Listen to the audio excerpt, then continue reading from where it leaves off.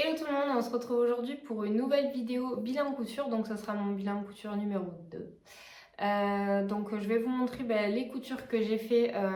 Pareil en fait, c'est pas dans les mois qui... Enfin c'est pas ce mois-ci que j'ai cousu ça, mais c'est à la suite de celle que je vous ai présentée dans mon bilan couture numéro 1.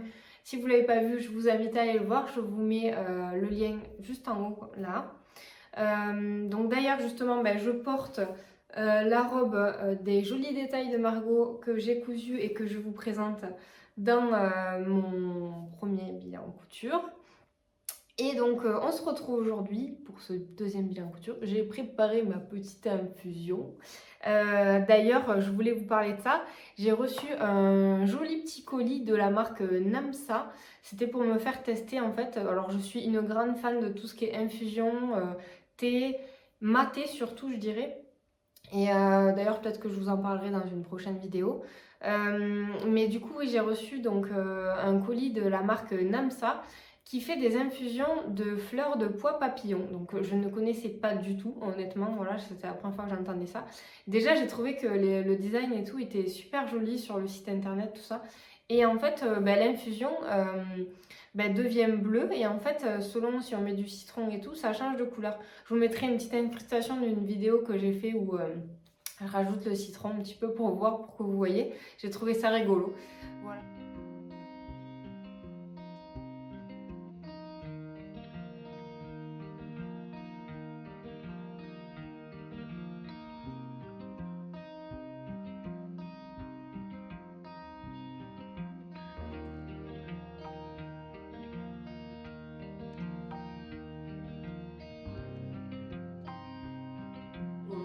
Voilà, et sinon, en termes de goût, j'ai trouvé ça super bon aussi.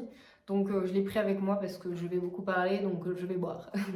Voilà, et en fait, donc aussi la fleur de pois papillon, ça a aussi des avantages, en fait, des bénéfices. Je crois que c'est antioxydant. Alors ils disent que ça fortifie le système immunitaire et je me dis qu'en ce moment, bon, ça peut pas me faire de mal, surtout que je sors d'une grippe carabinée. Non, non, ce n'était pas le Covid apparemment, mais j'ai douillé. Donc du coup, donc voilà, je me dis que ça peut pas me faire de mal. Et puis de toute façon, j'adore les infusions. J'en bois toute la journée, etc. Au travail, j'ai une collection d'infusions. Même ici, d'ailleurs, à la maison, j'ai une grosse collection d'infusions et boissons, etc. Boissons chaudes ou froides, d'ailleurs. Non, voilà, bref, trêve de bavardage. On va passer au bilan. Donc, comme je vous ai dit, en fait, c'est quelque chose que j'ai cousu, je pense que c'était en mai. Donc, il faut savoir que j'ai commencé la couture, donc... Alors, j'étais en train de dire que donc ça fait depuis avril que j'ai commencé la couture. Et en fait, donc là, je vous montre ce que j'ai cousu. Je pense que ça devait être à peu près en mai. Donc voilà, il y avait eu des promotions sur Makerist. Donc du coup, j'avais acheté quelques patrons, dont deux qui sont dans ce bilan couture. Donc voilà, donc maintenant je vais vous présenter le premier vêtement de ce bilan et c'est un shorty. Donc c'est la marque Fit You, il s'appelle le shorty Limon, donc c'est celui-ci. Je vous montre le dessin technique.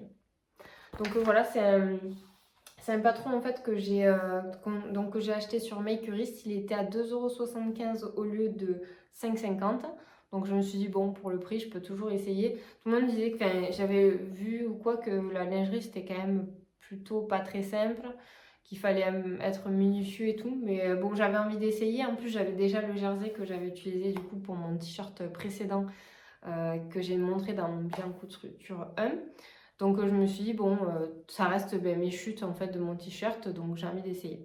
Donc du coup le jersey il est franchement de super bonne qualité, comme je l'avais dit je crois dans mon précédent bilan. Donc je suis super bien dedans. Et après l'élastique à picot, je l'ai acheté à la foire au tissu qui est dans le village à côté de chez moi. Donc il vous faut 50 cm de jersey et 1 mètre d'élastique à picot pour faire ce petit shorty. Du coup, qu'est-ce que je peux vous dire? Ils disent que c'est une difficulté 1 sur 5. Je n'ai pas trouvé que c'était trop compliqué, à part peut-être la pose de l'élastique à picot, vu que c'était la première fois que j'en posais un. Donc je vais vous montrer après, mais j'ai un peu galéré un côté et l'autre, c'est beaucoup plus net, quoi. Mais j'avais pas envie de tout découdre, je me suis dit, bon allez, c'est pas grave, de toute façon c'est portable. Donc voilà. J'ai cousu la taille M et c'est proposé, le patron est proposé de la taille XS au XL. Donc voilà. Il faut savoir que les valeurs de couture sont incluses et sont de 1 cm pour l'élastique et 5 mm pour l'assemblage. Peut-être parce que c'est fait à la surjeteuse, je ne me souviens plus. Donc voilà. Donc j'ai pas trouvé ça trop compliqué, mais dans le sens où en fait je me suis servi d'un tuto en fait, parce que en fait j'ai rien compris au patron, enfin aux explications du patron. Je pense que clairement c'est pas la faute du patron, parce qu'il y a quand même des schémas et tout, je vais vous montrer. Il y a des schémas et des explications, mais en fait comme je disais dans la vidéo précédente, pour moi ça reste plus parlant les vidéos en fait. Les vidéos où ils accompagnent en fait pour coudre le vêtement. Donc là, j'ai pas trop compris. Donc, vous voyez, c'est présenté comme ça. Donc, c'est des photos. Donc, ça, je trouve que c'est quand même bien expliqué. Mais en fait, ce qui est écrit, j'avais pas trop compris quoi. Donc, du coup, ce que j'ai fait, c'est que j'ai cherché un tuto d'une culotte. Je me suis dit, c'est un shorty, bon, mais en même temps, une culotte, c'est pareil. Ça ressemble, donc je pense qu'au niveau de l'assemblage, c'est kiff-kiff quoi. Donc du coup, j'ai pris le tuto coudre la culotte Léonie de Vanessa Bon, je ne sais pas comment ça se dit, excuse-moi si tu passes par là et que j'ai écorché ton prénom. Et donc elle utilise la méthode du burrito. Donc je pense que c'est ce qu'ils utilisent aussi dans le patron, hein, mais j'ai rien compris. Donc du coup, maintenant que je vois les schémas et ce que j'ai fait tout, je me dis, ah oui, c'était ça, effectivement, mais c'était pas parlant à ce moment-là pour moi, quoi. C'était vraiment un des premiers vêtements que je cousais, donc je pense qu'on s'habitue plus ou moins quand même au fur et à mesure, en fait, aux explications qu'il y a dans les patrons. Mais quand on est débutant, c'est vrai que c'est peut-être mieux de privilégier les sous longs ou on coud ensemble, les patrons en fait qui coudent ensemble en vidéo, je trouve que c'est quand même plus simple quoi. Donc voilà, du coup, là je vais vous montrer, donc là c'est le devant de la culotte. Je trouve que je me suis pas mal débrouillée, l'élastique il est nickel et tout, il est tout droit. Mais par contre, derrière, c'est là que ça se gâte. Vous voyez, en fait, ça a tout, ça fait tout gondoler quoi. Donc sur le devant c'est tout lisse quoi, c'est nickel. Et là derrière c'est tout gondolé. Mais après une fois qu'on le porte, en fait, vu que c'est un peu étiré, ça se voit plus. Donc c'est pour ça que je dis c'est pas trop grave, je n'allais pas tout redécoudre pour recommencer. Mais donc en fait, en regardant un petit peu pourquoi ça a fait ça, j'ai lu que c'est parce qu'il fallait donc un point zigzag plus large. Et en fait, je sais pas si vous allez voir, au pire, je vous mettrai peut-être une petite incrustation de vidéo. Mais le point que j'avais fait, il était tout petit, tout étroit. Et d'ailleurs, c'est pour ça que j'aurais tellement galéré si j'avais dû tout découdre. Donc je me dis, eh, c'est bon, ça ira. Donc du coup, en fait, j'ai élargi mon point zigzag, je vais y arriver.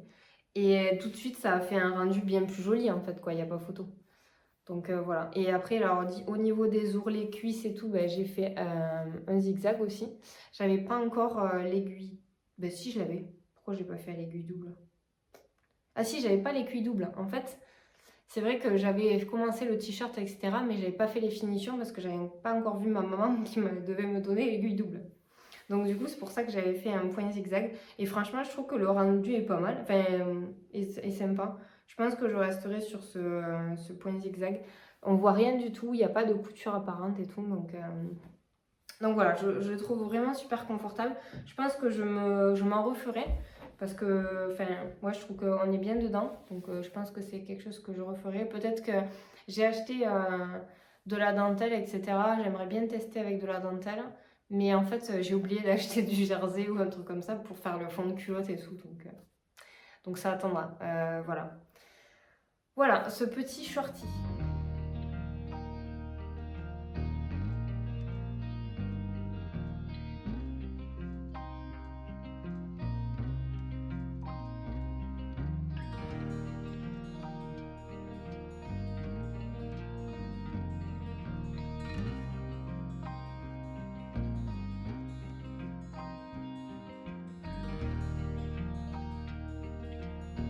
Ensuite, je vais vous présenter une autre cousette qui est encore pour moi. Et cette fois-ci, donc j'ai utilisé un patron qui est gratuit.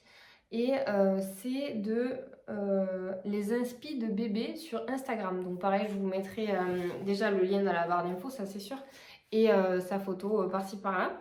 Donc c'est la blouse les inspi de bébé. Donc c'est elle qui a fait le patron. Donc déjà je trouve que c'est super sympa de partager un patron gratuit comme ça. Donc je me suis dit bon ben voilà, c'est mes débuts, j'ai envie de tester. Donc je vous montre ma réalisation de ma blouse. Donc c'est dans une viscose que j'avais acheté à Mondial Tissu. En fait, j'étais allée chez Mondial Tissu, je vais vous montrer.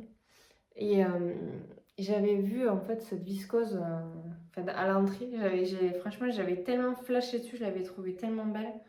Et puis je m'étais dit, ah ouais, mais bon, c'était pas donné. Je crois qu'elle était à 11,99 le mètre, un truc comme ça. Et bon, c'est sûr que c'est pas non plus, c'est pas non plus super cher. Mais vu que je débutais, pour moi, c'était un petit peu cher. Donc, du coup, c'est pour ça que j'avais attendu. Puis finalement, j'étais retournée à Mondial Tissu et j'avais craqué. J'avais acheté, je sais plus combien j'avais acheté de, de cette viscose. Enfin bref. Du coup, alors que dire de cette blouse? Je vais vous montrer déjà. En fait, il y a un petit PDF. Et donc dedans, il y a un patron à imprimer et à assembler. Donc vous voyez, ça c'est comme ça. Et en fait, donc il y a les vous voyez, le patron, il se présente comme ça quand on colle les feuilles en fait entre elles. Donc c'est plutôt bien, c'est franchement bien expliqué. C'est, voilà, elle le dit, c'est un PDF de 10 feuilles en fait. Alors au niveau de la taille, c'est une taille loose en fait. D'ailleurs, c'est un peu trop loose pour moi à mon goût. Enfin, je vous en parlerai après. Et du coup, la taille qu'elle propose, c'est du 36 au 40. Et après, elle dit qu'il faut rajouter les marges pour les tailles suivantes. Donc là, il y a déjà des marges de couture de 1 cm qui sont incluses. Pour le col, c'est une parmenture. Donc c'était la première parmenture que je faisais. Oui, me semble. Donc c'est pas... je me suis un peu foirée, je pense. Il y a du foirage quand même. Enfin, c'est pas... Enfin, après avoir fait une autre parmenture, je vois bien que c'est pas le meilleur truc que j'ai fait, quoi. Enfin bref. Donc voilà, donc elle propose en fait cette blouse, elle dit qu'il faut utiliser du tissu fluide. Je prends mes notes. Hein. Du lin, de la broderie anglaise, de la double gaze. Donc c'est des manches raglantes, ça veut dire que du coup il n'y a pas d'emmanchure en fait. Je sais pas si vous allez voir. En fait c'est dans le patron, quoi. J'ai pas eu besoin de de monter une emmanchure. Un peu comme ma robe des jolis détails de Margot, c'était pareil en fait. Les manches étaient déjà dans le patron. Donc du coup pour cette blouse, j'ai utilisé 1 mètre de cette viscose de Mondial Tissu et 5-6 boutons que j'ai aussi acheté à Mondial Tissu. Alors je sais pas si je vais arriver à vous montrer. Ils sont comme ça. Je les ai trouvés super beaux en fait. Puis ça rappelait un peu le bleu qu'il y a là. Donc voilà, j'ai trouvé que c'était franchement facile à coudre. Enfin, il n'y avait pas trop de difficultés. Le seul souci, c'est que, erreur de débutant, je n'avais pas lavé mon tissu avant de coudre. Donc en fait, quand je l'ai cousu, quand je l'ai lavé, et je pense aussi qu'en plus je me suis foirée dans la découpe du tissu ou quoi, mais clairement je l'ai coupé trop court. Enfin, je pense. Je trouve qu'en fait, vous voyez, je sais pas si vous allez voir, mais le truc, on dirait un carré, enfin un rectangle, quoi. Et du coup, je sais pas, je l'aime moyen, en fait, au final. Je la mets quand même, hein, parce que bon, ça me fait mal au cœur de pas la mettre. Mais voilà. Donc, sur cette couture, c'était la première fois que je faisais des boutonnières. Donc, c'était un peu le stress de se planter, en fait, sur les boutonnières. Donc j'avais calculé tout bien et tout. Et après franchement ça se fait quand même facilement. On ne peut pas se cacher avec la machine à coudre que j'ai. C'est une Brother FS40S et c'est des boutonnières automatiques. Donc bon, à moins de se foirer sur l'endroit où on a positionné l'aiguille. Sinon, la machine le fait tout seul. Donc pour le coup, il n'y a pas franchement de difficulté. Alors le truc c'est que je vais vous montrer après dans la vidéo portée, c'est que en fait elle me glisse. Donc par exemple quand je l'ai au travail, je me retrouve, bon là ça le fait pas, avec la manchure là, le truc qui se barre, donc je suis obligée de la remonter parce que sinon bah, on va voir mon soutien-gorge ou quoi, je pense. Enfin, elle est trop loose pour moi, clairement, quoi. Et je sais pas s'il y a un truc que j'ai mal fait ou quoi. Mais voilà, je savais pas trop comment l'ajuster, si je pouvais faire des choses, mettre des pinces ou quoi pour essayer de... Dites-moi en commentaire qu'est-ce que je pourrais faire peut-être pour essayer de l'ajuster un peu plus, à moins de la découdre et de la recommencer, mais bon, ça m'embête un petit peu. Et de l'ajuster, je pensais peut-être faire des pinces devant, des pinces derrière, pour essayer de la fitter un peu plus, de l'ajuster, je sais pas trop franchement. Enfin, quand je vous parle de la parmenture, voilà la tranche de ma parmenture, hein, elle est vachement droite, hein, n'est-ce pas? Je sais pas qu'est-ce que... Bon, là, il y a eu un caca. Enfin, je sais pas qu'est-ce que j'ai fait, là. J'ai fait... là, j'avais ma surjeteuse. Donc, du coup, j'ai tout surjeté, cette fois-ci. Même la parmenture, etc. Mais j'ai pas thermocollé la boutonnière. Donc, j'espère que ça tiendra dans le temps. Mais je sais pas, j'ai un doute parce que je trouve que la viscose, ça c'est... Enfin, je suis en train de le voir au fur et à mesure que c'est une matière qui a l'air de vachement s'effilocher. Donc je pense que peut-être que la prochaine fois, je thermocollerai quand même. Même si j'aime pas trop me dire que je mets de la colle dans mon vêtement et qu'en plus, des fois, avec les lavages et tout, ça gondole un petit peu. Je pense que la prochaine fois, je thermocollerai la pâte de boutonnage. Au moins, quoi. Donc voilà. Mais sinon, franchement, je suis quand même contente. Voilà, c'était la première fois que je cousais une petite blouse. Donc voilà, c'était quand même une réussite. D'ailleurs, ça m'a fait rigoler. Je suis en train de penser parce que j'ai cousu un autre vêtement que je vais vous montrer juste après pour ma fille dans le même tissu.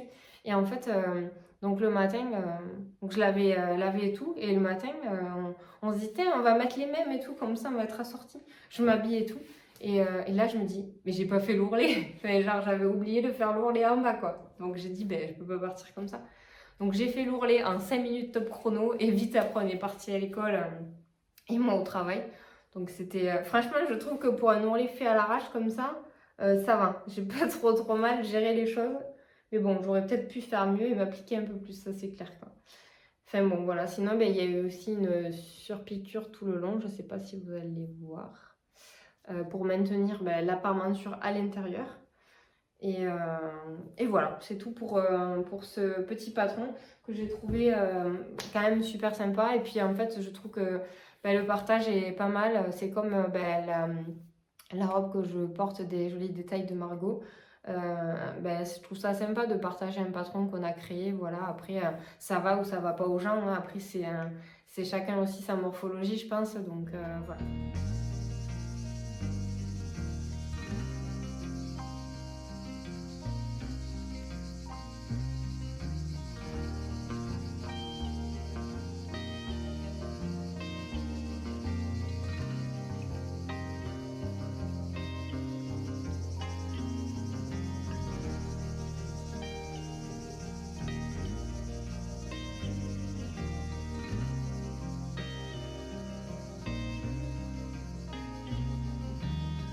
Alors, le prochain patron que j'ai cousu, c'est une blouse, donc dans le même tissu comme je vous disais, pour ma fille. Alors, c'est aussi un patron que j'ai acheté sur Makerist en promotion. Donc, je l'ai payé 4,75 € au lieu de 9,50 €. Il va du 2 ans au 14 ans et moi j'ai cousu la taille 12 ans pour ma fille. Donc ça c'est l'arrière, voilà, c'est mieux. Donc ça se présente comme ça, une petite blouse comme ça avec une partie volantée. Alors que dire, déjà donc c'est du 2 au 14 ans, ça je l'ai dit. Au niveau de la difficulté, ils disent que c'est un 3 sur 5. Donc effectivement il y a quelques... J'ai pris du temps en fait, je me suis appliquée. Après j'ai pas trouvé que c'était non plus hyper compliqué, quoi. Mais c'est sûr que il y a une pâte de boutonnage à faire. Il y a la parmenture que j'ai thermocollée cette fois-ci. Et il y a peut-être ce petit V qui effectivement peut paraître... D'ailleurs, il repique un peu. Je pense peut-être que c'est moi qui me suis foirée. Enfin bref. Et ce petit V à faire, en fait, qui peut peut-être effectivement pas forcément toujours être facile. Mais sinon, dans l'ensemble, j'ai trouvé ça... j'ai apprécié en fait le coudre. au niveau de l'intérieur, comment j'avais fait. Donc ben, c'est pas doublé du tout, hein. Vous voyez, ben, j'avais fait des parmentures. J'ai surjeté, ouais j'ai tout surjeté. Parce que des fois je surjette, ben voilà. Et il y a des endroits j'oublie, voilà. Techniquement ici j'ai surjeté des endroits. Et là, je sais pas si vous allez voir, ici, j'ai pas surjeté. Pourquoi? Allez comprendre. Un manque de concentration sans doute. Donc voilà. Donc c'est la blouse en lombarde de Rose des Vents. Je ne sais pas si j'avais dit de qui c'était. De toute façon, je vous mettrai le dessin, enfin je pense comment ça s'appelle, le petit logo Instagram ou quelque chose comme ça. Je vais vous montrer le dessin technique qui sera peut-être plus parlant. Il se présente comme ça. Donc on peut faire à manche longue ou sans manche. Et moi, comme vous avez pu constater, en fait, j'ai fait des mancherons. Donc j'ai rajouté les mancherons. Je le remets sur le sein pour vous montrer. J'ai rajouté des mancherons comme ça.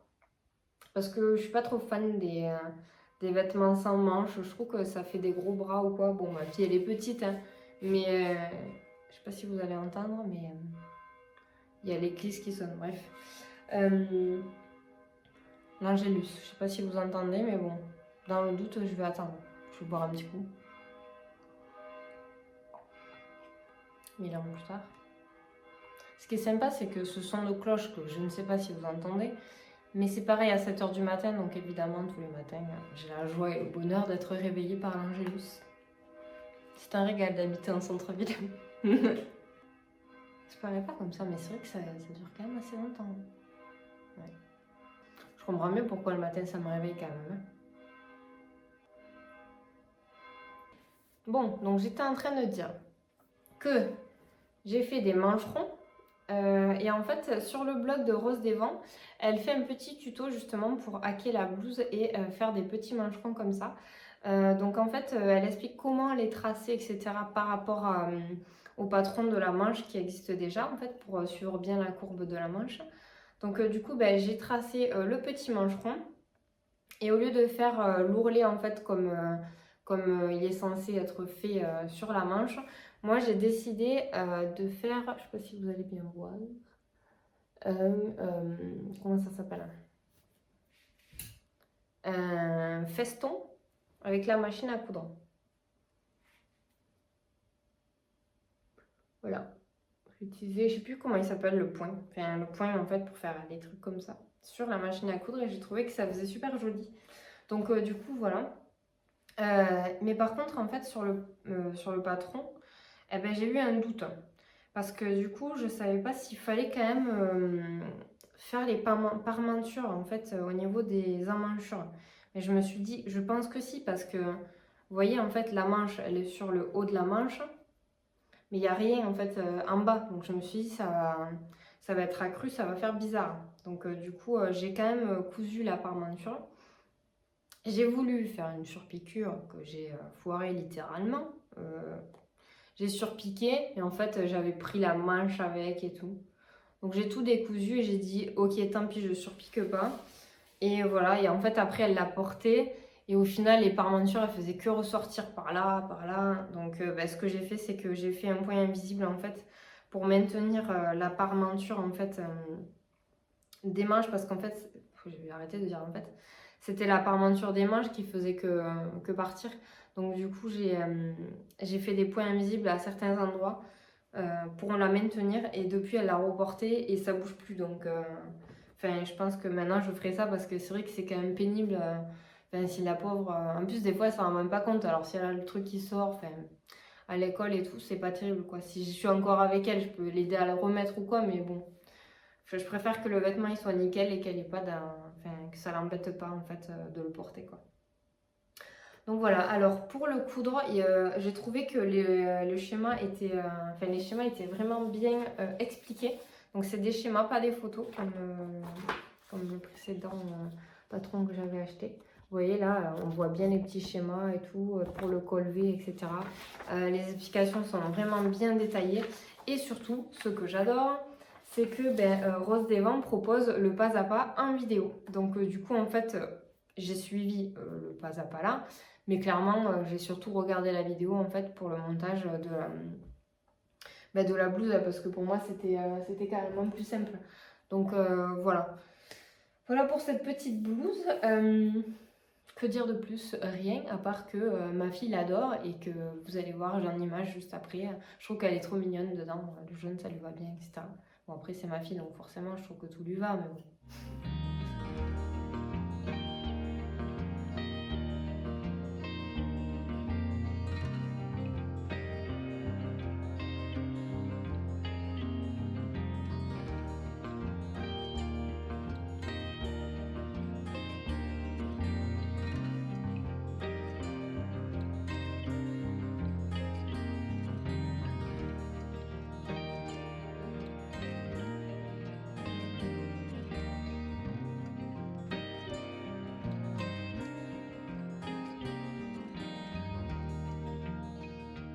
Pour le dernier vêtement que j'ai cousu, c'est la robe Jessica de Mimi G Style.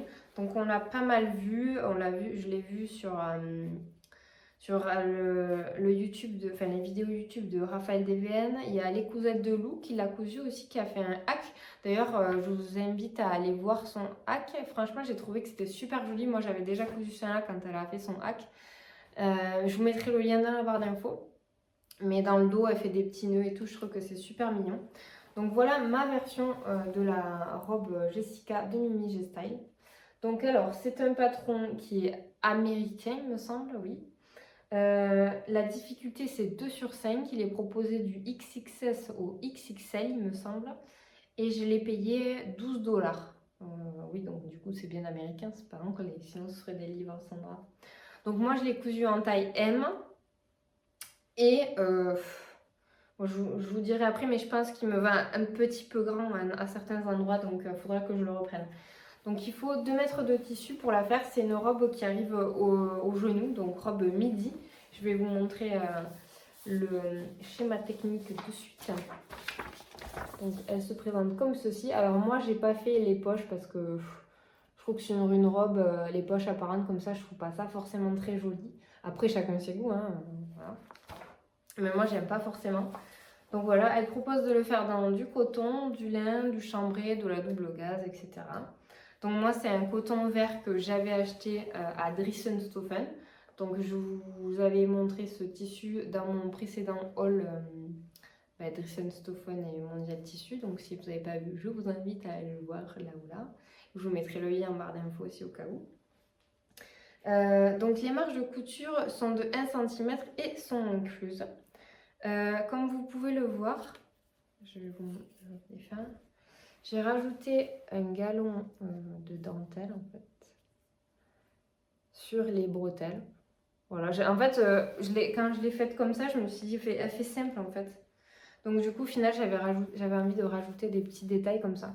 Donc j'ai rajouté ce petit galon de dentelle que j'ai acheté sur un site qui commence par un A et qui finit par XS. AliExpress. Bref. Je vous avouerai que du coup, je sais pas ce que c'est comme matière. C'est pas non plus très doux. Donc, je sais pas comment ça va vieillir ça dans le temps. Mais bon, au pire, je découdrai la dentelle et puis après, ça ira quoi.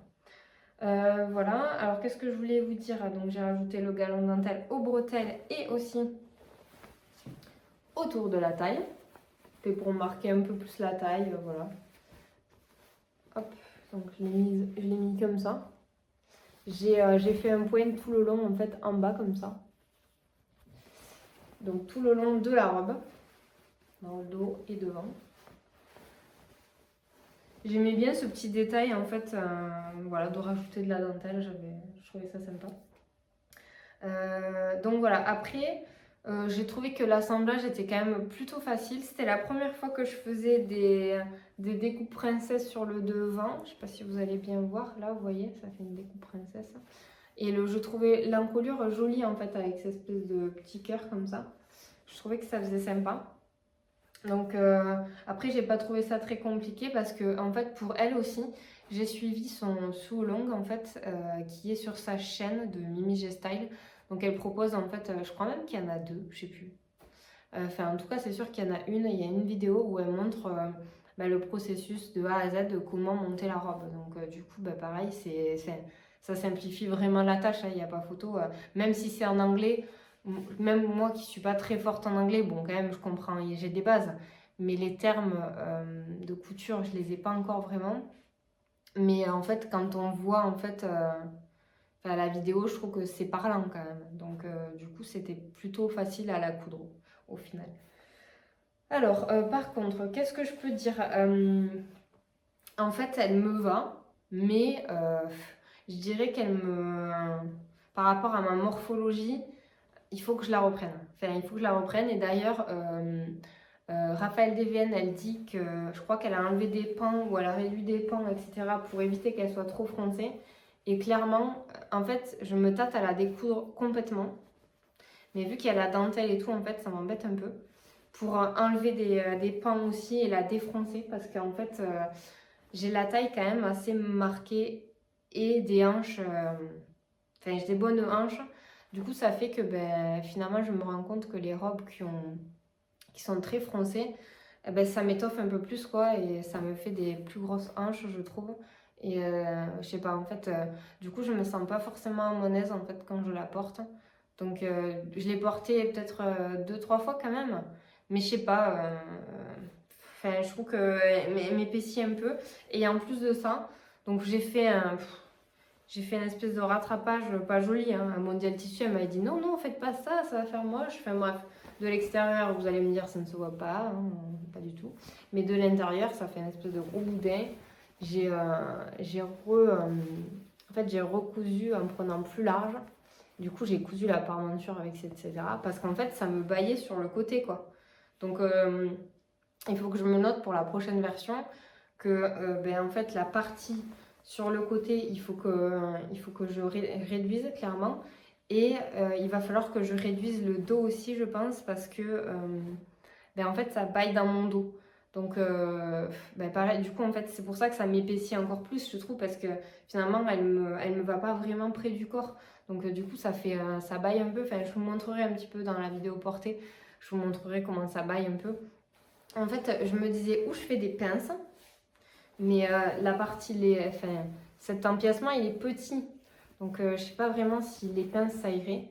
Et si peut-être en faisant des pinces juste, j'ai pas besoin de démonter la robe et tant pis, je laisse les fronces. Ou alors, si tant pis, je démonte tout en sachant que j'ai tout surjeté. J'ai fait ça bien. J'ai tout surjeté et que du coup, il faut enlever tous les surjets et tout. Il faut tout découdre. Donc, la dame à Mondial Tissu, elle m'a dit, vous avez qu'à mettre sinon un smoke, parce qu'elle m'a dit un truc comme ça, pour rétrécir. Mais je suis pas sûre que ça fasse très joli, quoi. Enfin, ça ne m'emballait pas trop de mettre un élastique ici, en fait, en sachant que j'avais déjà cousu et tout.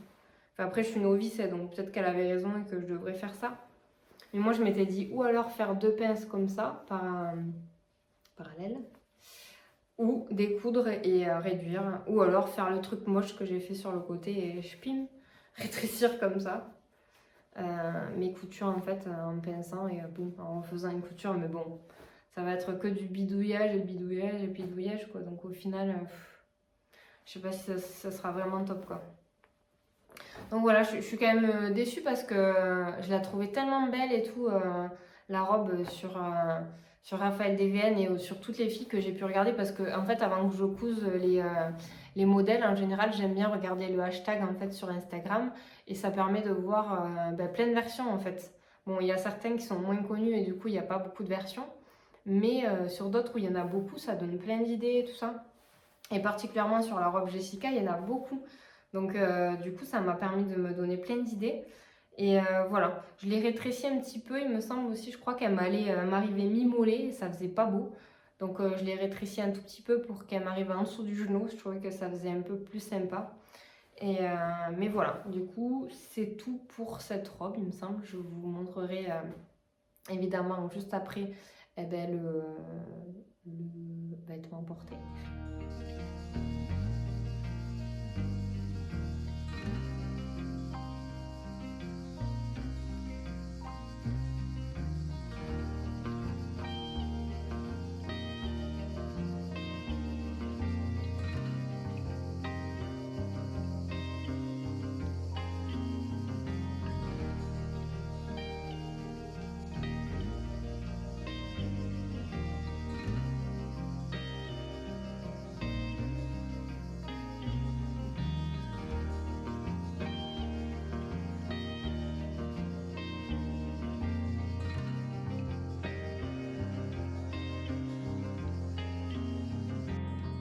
encore les cloches qui sonnent, c'est incroyable ça.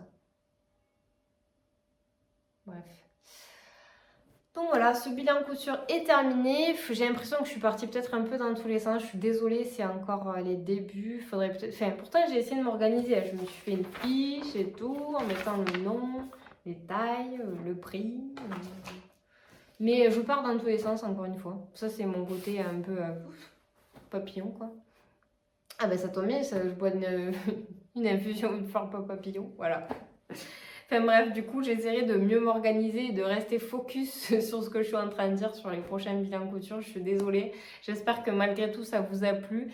N'hésitez pas à vous abonner, ça me fait toujours super plaisir. On est plus de 1400 maintenant sur la chaîne et je trouve ça déjà incroyable. Activez la petite cloche si vous voulez louper aucune vidéo et à mettre un petit pouce parce que ça m'aide à être référencé, etc. Et forcément à me laisser un commentaire, ça me fait toujours super plaisir, je réponds à tout le monde. Donc voilà, je vous dis à très bientôt, je vous fais plein de bisous et bonne couture si vous allez coudre et à très bientôt.